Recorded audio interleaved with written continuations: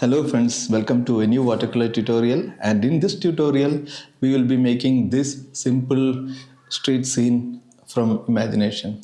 So there is no reference photograph.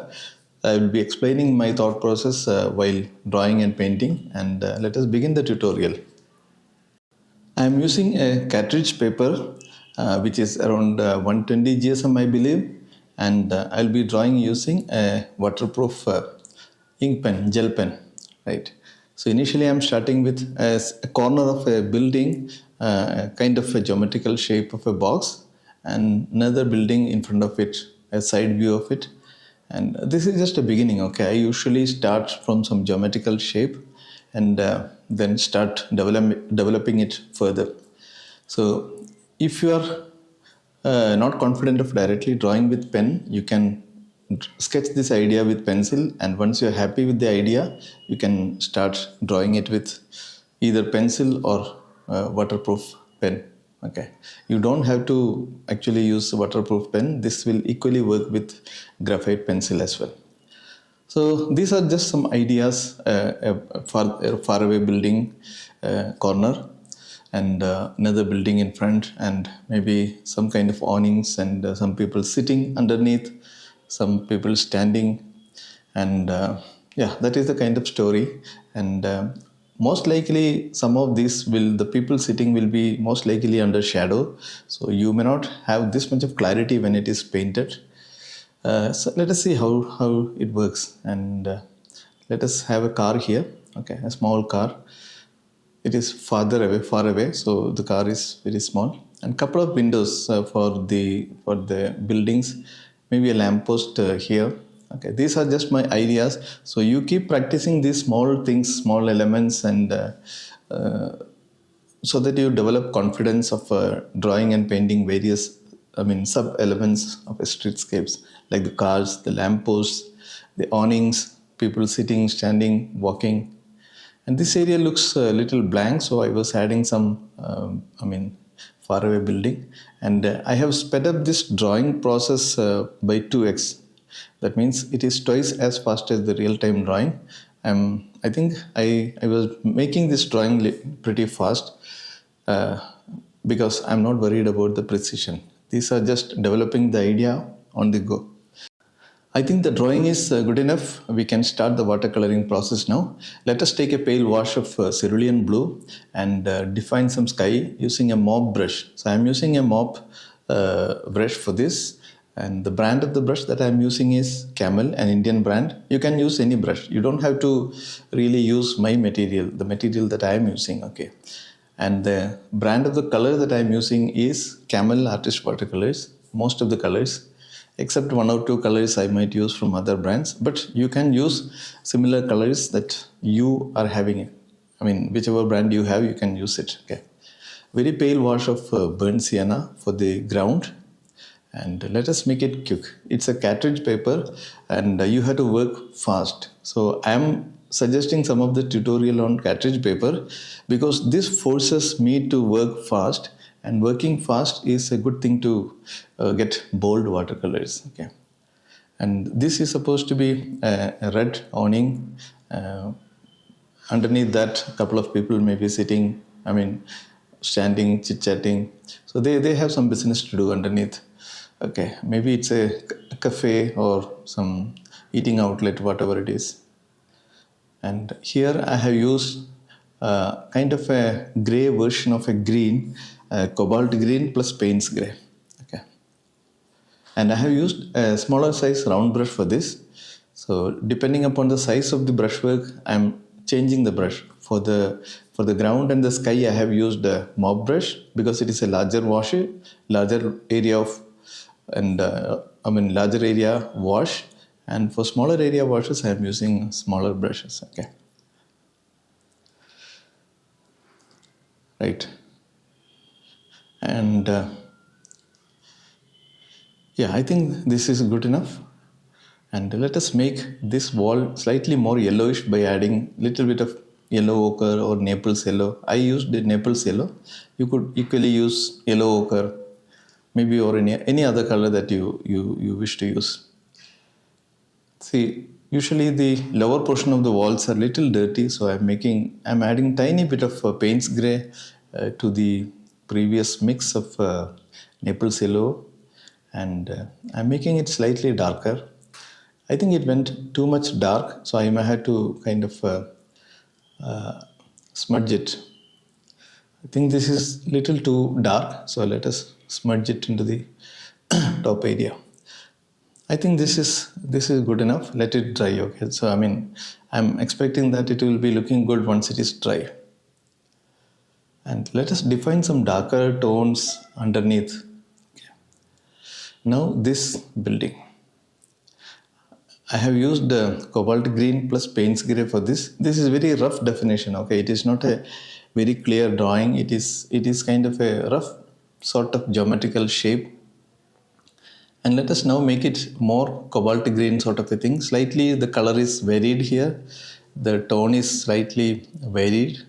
Okay, now it is more sort of a clean cobalt green sort of a color. Okay, it is cobalt green plus Payne's grey.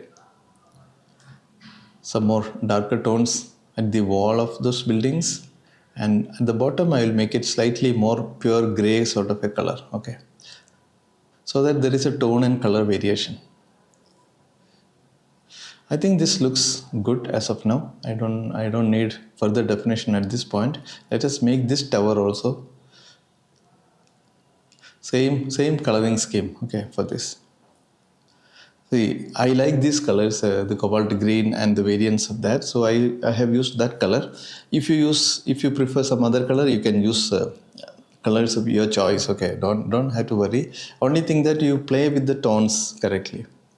The tone should be right. Whatever color you use, the tone should be correct. And let us define the car a little bit. Maybe the slightly gray color, very pale Payne's gray for the rear glass. Okay, maybe a little bit of shadow suggestions and more Payne's gray for the vertical plane. The back, we are seeing the back side of the car. That is what my idea is. And now let us suggest some darker tones. For the darker tones under the green area, I am mixing more of cobalt green and Payne's grey. And for the darker tones under the red area, I am using the red color plus Payne's grey. So some of the color mixing I am able to show here, but some of the color mixing got cropped out from the camera. But I will be explaining all the colors that I am using. Okay. If at all I don't mention about certain colors, you can make it out from by looking at the paper. Okay, and you can use the colors of your choice as well. Now, since now the paper is dry, okay, so I am waiting for the paper to dry. I have waited for the paper to dry because the green tower, the color of the green tower should not merge with the roof area here. So that is why I have waited for the paper to get dried first. So you have to wait if the paper is not yet dry. And yeah, this looks to be a good suggestion for the roof, and little bit of the roof may be seen for the front side building, the side building, the taller building. Okay, and let us make a darker version of it. Okay, and let us make some shadows, and the light is coming from the top left area, so we may get only a little bit of shadow on this plane, and we will get darker shadows for the other plane of the middle building. Okay, so we are adding a darker version of the local color of the building. Okay, usually the shadows are darker version of the local color. So the local color is yellowish, orangish yellow. So I am adding a darker version of it. I think it went a little bit too dark. I would have preferred slightly less darker. I am expecting that it will dry lighter and it will be okay. But if you're following along, you can make it slightly paler, slightly lighter. Okay. If I get a second chance, I would probably use slightly lighter tone. And yeah, being careful about painting around the figure and the car, etc. Okay. Now, see, those cars and figures are actually in the shadow area. because of the assumed direction of light, you will also find some kind of a diagonal pattern for the shadow on this building. So I'm just assuming the shadow. I have seen these kind of images works, and I think I have painted also these kind of images and shadow patterns earlier. So I'm kind of trying to work out the shadows based on my imagination as well as from memory.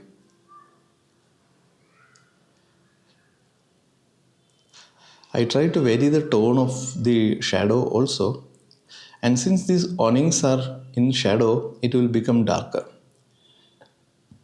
Okay, I think this is okay. So we have lost a lot of contrast of the awnings now, which you may not like. So if you want to retain the contrast for those red and green awnings, the sheets, you can make these shadows little lighter probably.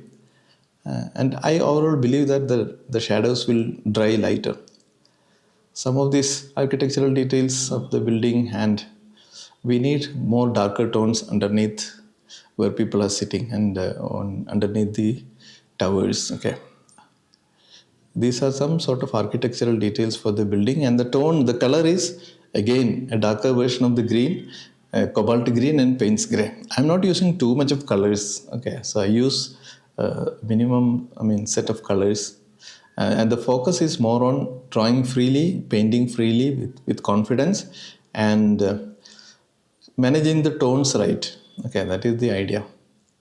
Manage the tones right, and try to draw it with little bit of accuracy on the angles and perspective. That is the key thing. Even if you draw without much of details, you should still draw the basic forms using the good sense of perspective. So you please practice perspective if you are having difficulty with it. Okay, so these lampposts are very simple suggestions, and maybe this traffic lamp. Okay, these are just some kind of additional ornamentation. We don't actually need those things, but yet we have to make it little interesting. So there should be some elements to make it little engaging, little interesting.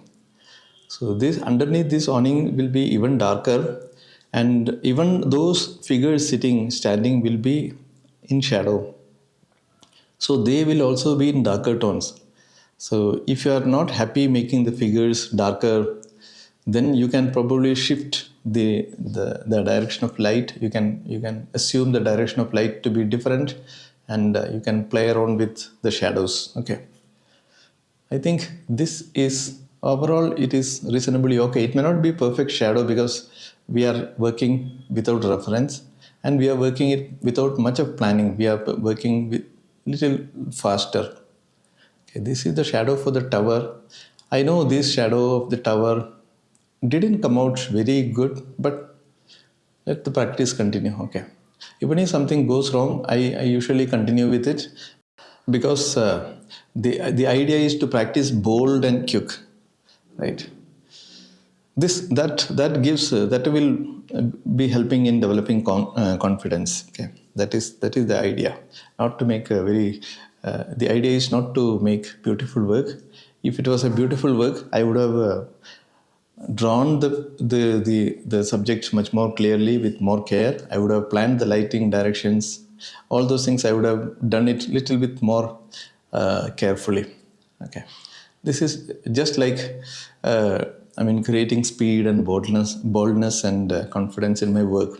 So you can practice this way, and this can be done in some kind of a time frame of say 20 minutes, 25 minutes, or half an hour, depending upon your speed. Okay, I would usually take around 20-25 minutes for this kind of works. Right. So some colors for the figures.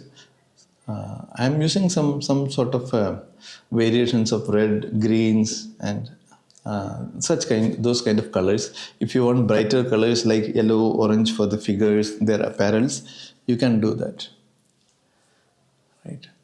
And these figures are not very clearly visible now, so I might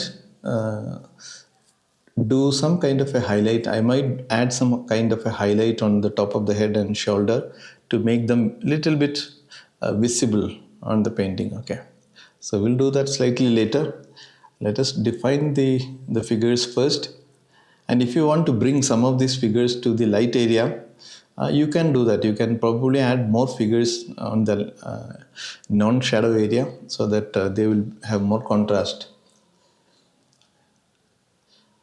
Right, I think figure is done. This can be little, challenging, drawing the figures and suggesting these tiny details like the windows. Those things may be a little challenging, so you have to practice this. And these kind of practices will help in getting more confidence with all these subjects. And it will also help you in taking bold decision very quickly. Okay. So practice this. Even if your work doesn't come out good, practice this. Your skill will get developed. Okay.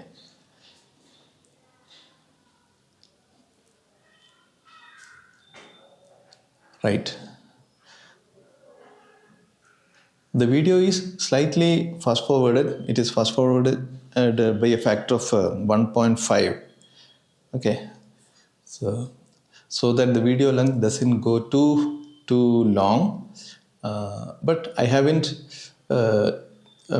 skipped any useful information. I didn't skip any brushworks. Okay. Right. If you think this speed is little fast for you, you can do you can control the playback speed to maybe 0.75, and you can work that way. These are some tiny bit of suggestion of skin tones because they are in the shadow. It may not be very prominent. Okay. Some details, some tiny bit of details here and there, so that area, even though it is under shadow, it should look like little engaging. If the viewer looks at that area, it should be a little bit engaging. Okay. Using tiny bit of pure white watercolor. It is a Chinese white watercolor, and adding some touches of highlights. Okay, because some of this area needs little bit more attention. Okay? Some of these elements are otherwise hidden, so I thought some of these elements may need some attention. Even though they are in shadow, we may need to give some kind of a contrast. Right.